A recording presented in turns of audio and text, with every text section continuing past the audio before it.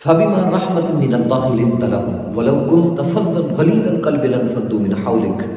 اللہ قرآن میں ارشاد فرماتا ہے، اے حبیب یہ رب کریم کی رحمت ہے کہ آپ کے دل انور کو نرم بنایا، اور اگر آپ کے دل اقدس کو سخت بناتا تو اے حبیب یوں آپ کے گرد یوں غلاموں کا وجود نہ ہوتا۔ اور احادیث میں حضرت زید بن حارثہ رضی اللہ تعالی عنہ کے واقعہ کو بیان کیا گیا۔ جب حضرت زید بن حارثہ رضی اللہ تعالی عنہ مکہ کے بازاروں میں بکتے بکتے حضرت خدیجہ الکبریٰ رضی اللہ تعالی عنہ کے پاس آئے تو حضور جان رحمت علیہ السلام نے حضرت زید بن حارثہ کی عادات و خصائل کو دیکھا تو کہا کہ خدیجہ یہ غلام مجھے دے دو۔ اب حضور علیہ السلام نے ان کو لے لیا، آپ کی خدمت میں رہے۔ اب ایسا ہوا کہ زید بن حارثہ کے گھر سے کچھ لوگ طواف کعبہ کی نیت سے مکہ آئے۔ اب دیکھا کہ حضرت زید بن حارثہ غلامی کی زندگی بسر کر رہے ہیں، تو جا کر حضرت زید بن حارثہ کے والد کو بتایا۔ اب وہ گھر سے فدیے کے طور پر سامان لیا۔ اب وہ رقم کو لے کے حضور کی بارگاہ اقدس میں حاضر ہوئے، کہا کہ حضور یہ ہمارا بیٹا ہے، ہمارے جگر کا ٹکڑا ہے، حضور یہ ہمیں عطا فرما دیجئے۔ تو حضور علیہ السلام نے ارشاد فرمایا، کہا کہ اگر زید تمہارے ساتھ جانا چاہتا ہے تو مجھے کوئی اعتراض نہیں ہے، میں اس کی رقم بھی نہیں لوں گا۔ تو حضرت زید بن حارثہ رضی اللہ تعالی عنہ سے آپ کے چچا نے، آپ کے والد نے پوچھا، کہا کہ زید آ جاؤ، اس غلامی کی زنجیروں کو توڑ کر تم آزادی کی زندگی حاصل کرو۔ تو حضرت زید بن حارثہ رضی اللہ تعالی عنہ نے کہا، فرمایا اب میری نگاہوں میں جچتا نہیں کوئی، جیسے میرے سرکار ہے ویسا نہیں کوئی۔ کہا کہ حضور علیہ السلام کی ذات اطہر کو دیکھنے کے بعد اب میں کہیں بھی نہیں جاؤں گا۔ فرمایا کہ اصل میں یہی غلامی اصل میں حقیقی زندگی ہے۔ تیرے قدموں میں جو ہے غیر کا منہ کیا دیکھے، کون نظروں پہ چڑھے دیکھ کے تلوا تیرا۔ یا رسول اللہ وہ تو خوش نصیب ہے جو آپ کے در کا لنگر کھا لے، حضور وہ تو بادشاہوں کو خاطر میں نہیں لاتا، کو دیکھنا پسند نہیں کرتا، اور حضور جو آپ کے طلبوں کو دیکھ لے اس کا یہ عالم ہے، اور حضور جو آپ کے چہرے اقدس کو رخ بددعا کو دیکھ لے بھلا اس کی نگاہوں میں کیسے کوئی جچے گا۔ اب میری نگاہوں میں جچتا نہیں کوئی، جیسے میرے سرکار ہے ویسا نہیں کوئی۔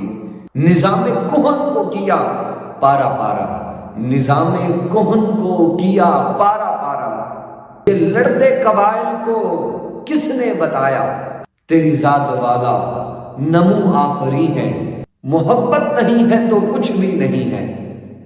اللہ نے تو اپنے حبیب علیہ السلام کی شان اقدس کو بیان کرتے ہوئے کہا، وَلَوْ أَنَّهُمْ إِذْ ظَلَمُوا أَنفُسَهُمْ جَاءُوكَ فَاسْتَغْفَرُوا اللَّهَ۔ اللہ نے فرمایا کہ اگر تم اپنی جان پر ظلم کر لو تو میرے حبیب کے در پر آ جاؤ، میں رب ہو کے تمہارے گناہوں کو معاف کر دوں گا۔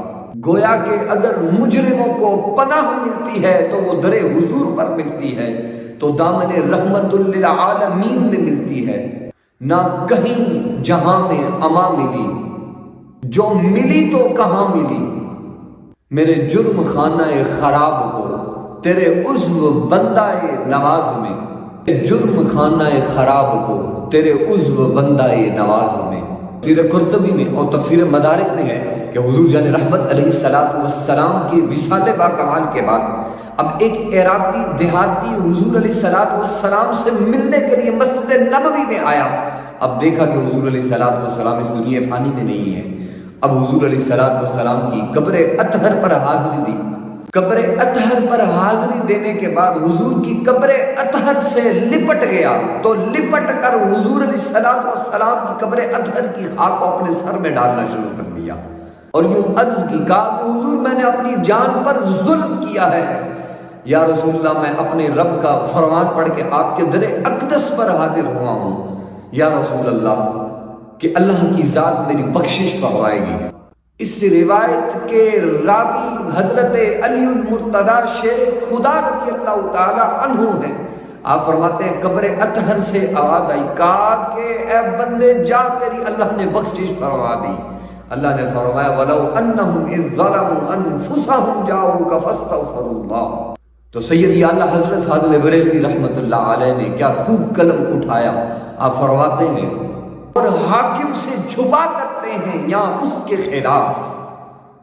چور حاکم سے چھپا کرتے ہیں یا اس کے خلاف.